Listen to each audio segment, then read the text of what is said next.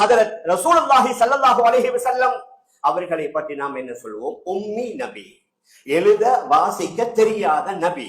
அந்த உம்மி நபியால உலகத்தில் ஏற்பட்ட சாதனைகள், உலகத்தில் ஏற்பட்ட புரட்சிகள், இதுவரைக்கும் அந்த அளவுக்குண்டான புரட்சிகள் எந்த ஒரு அறிவாளையாலேயோ விஞ்ஞானியாலேயோ ஏற்பட்டதே இல்லை. அப்ப நபி அவர்களால் இவ்வளவு பெரிய சாதனைகளை, நபி அவர்களால் இவ்வளவு பெரிய புரட்சிகளை எதன் மூலம் அவர்கள் செய்தார்கள், சாதித்தார்கள் என்றால் அல்லாஹ் வல்லவா நபி அவர்களுக்கு கற்றுக் கொடுத்தான். குர்ஆன் அல்லாஹ் கூறுகின்றான், நீங்க அறியாதவைகளை அல்லாஹ் உங்களுக்கு கற்றுத் தந்தான். அல்லாஹ் சுப்ஹானஹு வ தஆலா வஹீன் மூலமாக நபி அவர்களுக்கு தேவையான பல அறிவு ஞானங்களை கற்றுக் கொடுத்தான். எழுத வாசிக்க தெரியாத உம்மி, ஆனால் அவர்கள் செய்த புரட்சிகள், சாதனைகள், குதிரத்துகள், முஅஜிஸாக்கள், அற்புதங்கள் எண்ணில் அடங்காது. மரங்களுடன் பேசினார்கள். ஈத்த மரம் அவர்களுடன் வந்து பேசியது. ஒட்டகங்களும் மான்களும் வந்து பேசியது. ஓநாய்களும் அவர்களுடன் பேசியது. அவர்களுடைய கையில கற்களை வைத்துக் கொண்டிருக்கிறார்கள். அந்த கற்கள் தஸ்பீஹ் செய்த சப்தத்தை நபி அவர்கள் கேட்கின்றார்கள். ஒரு கட்டத்தில மக்காவுல நபி அவர்கள் அதாவது சந்திரனை நோக்கி தன்னுடைய விரலை அசைக்குகின்றார்கள். அந்த சந்திரன் 2 துண்டாக பிளக்குது. இன்னைக்கு சந்திர மண்டலத்திற்கு போவதே பெரிய சாதனை.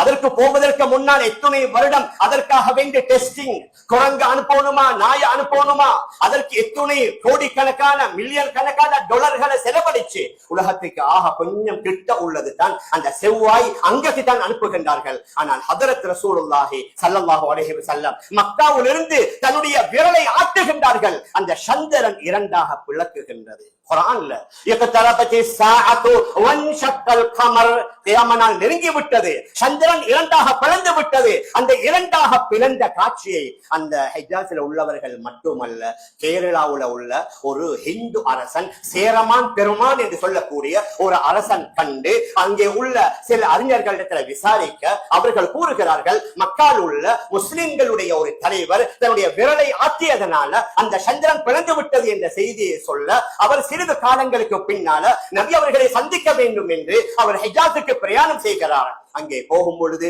நபி அவர்கள் வஃபாத்தாக இருக்க ஹஜ்ரத் அபூபக்கர் ரலியல்லாஹு அன்ஹு அவர்களும் வஃபாத்தாகி ஹஜ்ரத் உமர் ரலியல்லாஹு அன்ஹு அவர்களுடைய ஆட்சி காலம் ஹஜ்ரத் உமர் ரலியல்லாஹு அன்ஹு அவர்களை சந்தித்து அவர்களுடைய கையை பிடித்து கலிமா சொல்லி இஸ்லாத்தை ஏற்றுக்கொண்டு அந்த சேரமான் பெருமான் என்பவர் மீண்டும் மலையாளம் கேரளாவுக்கு வந்து கொண்டிருந்த வேளையில ஓமான்ல சலாலா என்று சொல்லக்கூடிய பகுதியில அவர் வஃபாத்தாகி அவருடைய கப்ரி இன்று வரைக்கும் ஓமான்ல இருப்பதாக சில சரித்திர அதாவது சரித்திரத்திலே பதிவு செய்யப்பட்ட சில பதிவுகள் எங்களுக்கு கூறுகின்றது. அவருடைய ஞாபகார்த்தமா தான் அந்த கேரளாவுல முதலாவது கட்டப்பட்ட மஸ்ஜித் இவருடைய பெயரால கட்டப்பட்டதாக இன்று வரைக்கும் இருக்குது.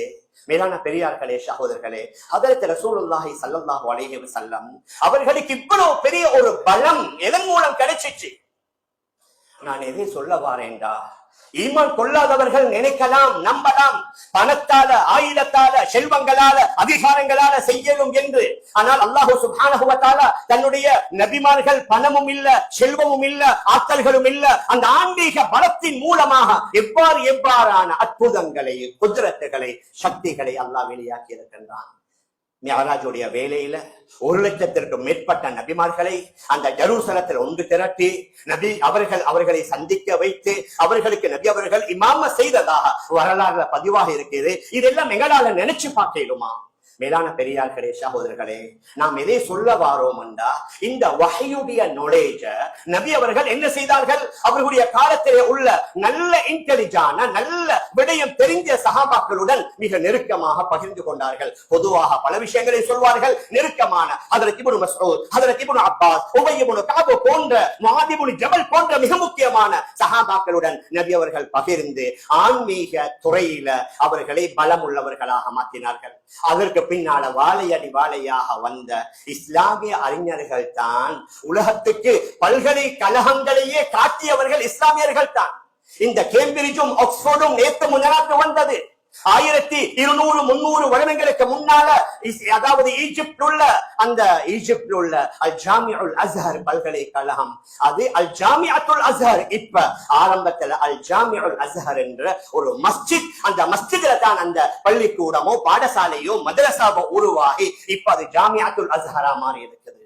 பக்தாதுல அல் ஜாமிஅத்துல் மன்சூர் என்ற ஒரு பிரசித்தி பெற்ற ஒரு பல்கலைக்கழகம், அதுவும் ஆரம்பத்துல அல் ஜாமிஉல் மன்சூர் என்று சொல்லக்கூடிய ஒரு மஸ்ஜித் அது தான் பின்னால பல்கலைக்கழகமாக மாறி இருக்குது. தூனுசியால அல் ஜாமிஅத்து ஸைத்தூன் என்ற ஒரு பல்கலைக்கழகம் அது ஆரம்பத்தில் அல் ஜாமிஉ ஸைத்தூன் என்று சொல்லக்கூடிய ஒரு மஸ்ஜிதாக இருந்து தான் பல்கலைக்கழகம். மிச்சம் தூரத்துக்கு போக தேவையில்லை. எங்கட மருதானியில் உள்ள ஜாஹிரா காலேஜ் அது ஆரம்பத்தில் அல் மദ്രസத்து ஜஹ்ரா என்ற மதரசா தான் பின்னால பாடசாலை. அதே ஜமடகொடையில உள்ள ஹைரியா ஸ்கூல் அல் மദ്രസத்துல் ஹைரியா பின்னால தான் அது பாடசாலையாக மாறி இருக்குது. நான் எதை சொல்ல வாரேன் என்றால், ஆரம்பத்துல மதரசாவாக இருந்து அதுல வெறும் ஆன்மீகம் மட்டுமல்ல, மனிதர்களுக்கு தேவையான எல்லா வகையான கலைகள், அது இன்ஜினியரிங் கலையா, வைத்திய கலையா, ஜியோகிராபியா, இன்று பல்கலைக்கழகங்கள்ல என்னென்ன கலைகள் கற்பிக்கப்படுகின்றனவோ அவைகள் கற்பிக்கப்பட்டதோடு அவைகளை உலகத்திற்கு தந்ததும் இஸ்லாமிய அறிஞர்கள்.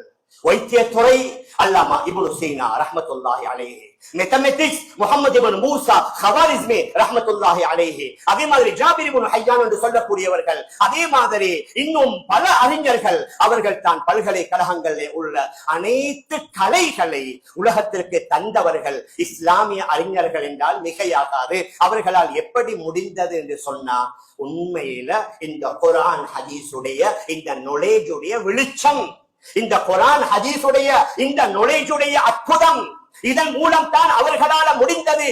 உலகத்திற்கு பல்கலைக்கழகங்களை அறிமுகம் செய்தவர்கள், உலகத்திற்கு பல்கலைக்கழகங்களிலே உள்ள அந்த கற்பிக்கப்படக்கூடிய கலைகளை தந்தவர்கள் இஸ்லாமியர்கள். மேலான பெரியார்களே, சகோதரர்களே, அதுல வந்தது தான் இப்போதும் நம்முடைய நாட்டிலே உள்ள அரபி மதரசாக்கள். நான் எதை சொல்ல வாரேன்டா, சமீப காலமாக நம்முடைய இஸ்லாமிய சிலர்கள் எப்ப பார்த்தாலும் அவர்களுக்கு அரபி மதரசாக்களின் மீது ஒரு கண். இலங்கையில்